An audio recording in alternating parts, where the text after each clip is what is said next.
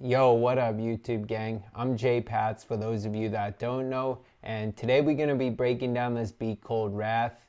Sounds like something I could hear like Westside Gunn and Griselda on, so I'm going to show you a preview of it right now and let's just jump right into it.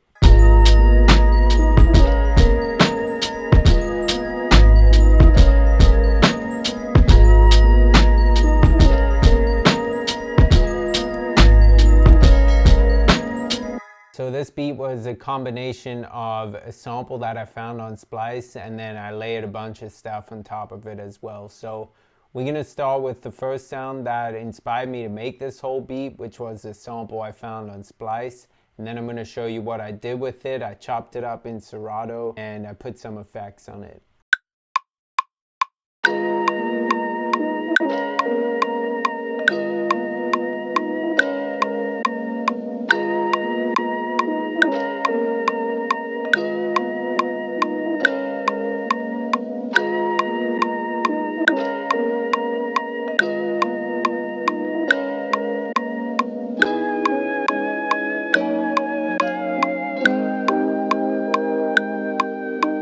So I'm gonna just go ahead and quantize that. So once I had that recorded, you could hear that there's some detuning on the sample there, so I'm gonna show you how I got that. I opened up this plugin called Cymatics Origin, which is actually free. I'm not sponsored or anything. And I just put this plugin on and I turned up the movement, which kind of sets like the wow and the flutter, so it's pretty high there.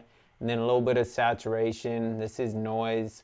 And then this is a chorus, so tiny bit of chorus, tiny bit of noise. All right, so this is the sample without the detuning on it.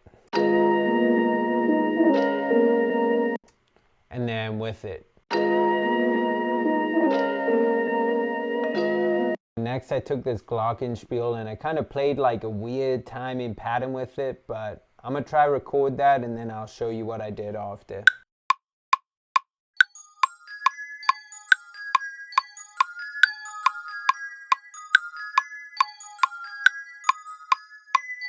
Alright, so I played that kind of like weird sloppy pattern. I'm gonna just show you how I had it recorded because there's actually two parts to it. So this is the first part.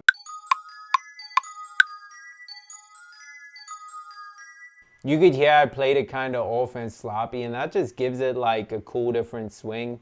I wouldn't say I really followed the sample here, but you see how the sample changes here. So it goes from to this. So it felt like to me that the Glockenspiel had to do something different and come down just like that. This is what I did for that part. So I went from here.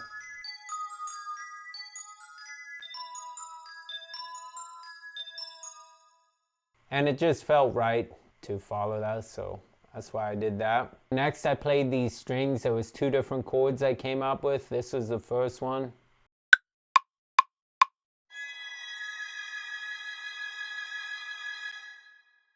Then I'll just show you what I did for the second one too.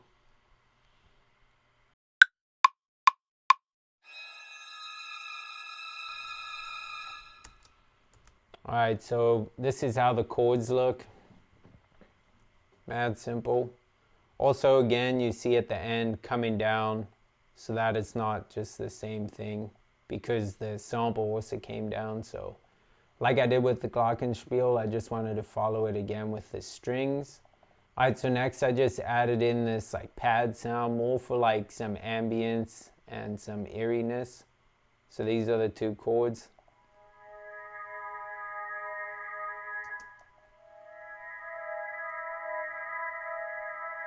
Alright, so then at this point, I knew the melody just needed some bass to bring the low end together.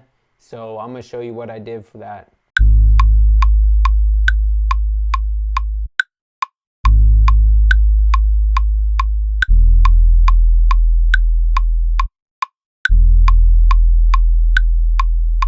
So I pretty much just kind of followed the chord progression I had with the bass, so that's why I did that. Once I got to this point, I knew all I really needed to add was some drums, so I just went and chopped up a drum break, and this is what I did.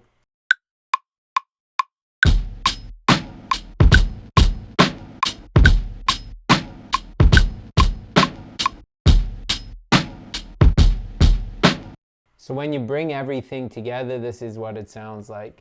At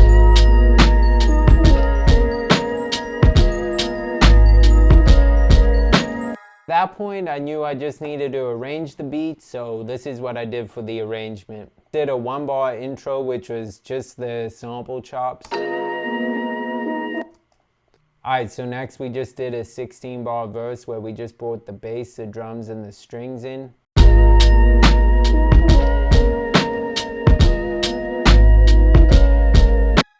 And then for the second half of the verse, I added in the Glockenspiel.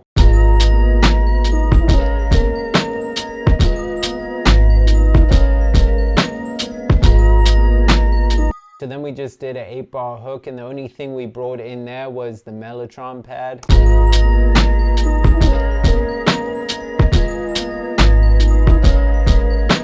And then back to a 16-bar verse and then an 8-bar hook. So there's usually points in my beats where I like to take out the drums and the bass just so they can breathe, even if it's only for like a bar or two. So that's what I did at the start of the verse.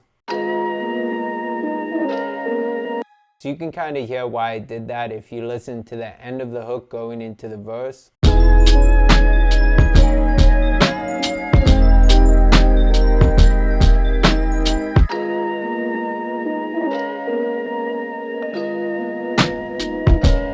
See how it just kind of opens up for a little, and I always say this, I like my verses to open up because I just visualize the artist coming in and they want room to say whatever they're going to be saying in these verses, you know? So that's the reason why most of these beats you'll see me saying open up the verse and just leave space for the artist. That's just why I did that. That was the 16-bar verse, the 8-bar hook, and then the 1-bar outro.